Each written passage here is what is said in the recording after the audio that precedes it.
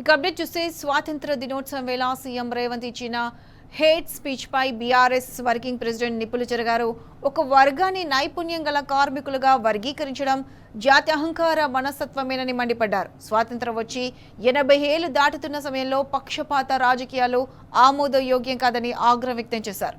చదువు, విద్య అనేవి ఒక కులానికి లేదా మతానికి మాత్రమే చెందినవని నమ్మడం రేవంత్ రెడ్డి అజ్ఞానాన్ని, భూస్వామ్య మనస్తత్వాన్ని తెలియజేస్తోందని అన్నారు.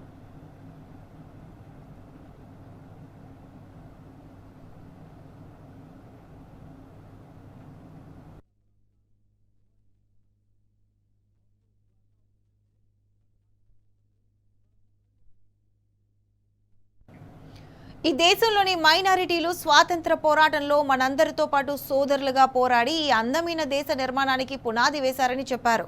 అత్యంత ప్రతిభావంతులైన పండితులు, విద్యావేత్తలు, శాస్త్రవేత్తలు, ఆవిష్కర్తలు, ఇంజనీర్లు, వైద్యులు, పారిశ్రామికవేత్తలలో కొందరు మైనారిటీ వర్గానికి చెందిన వారేనని గుర్తు చేశారు. ఈ వివక్షపూరిత మనస్తత్వానికి ఇప్పుడైనా స్వస్తి పలకాలని అన్నారు.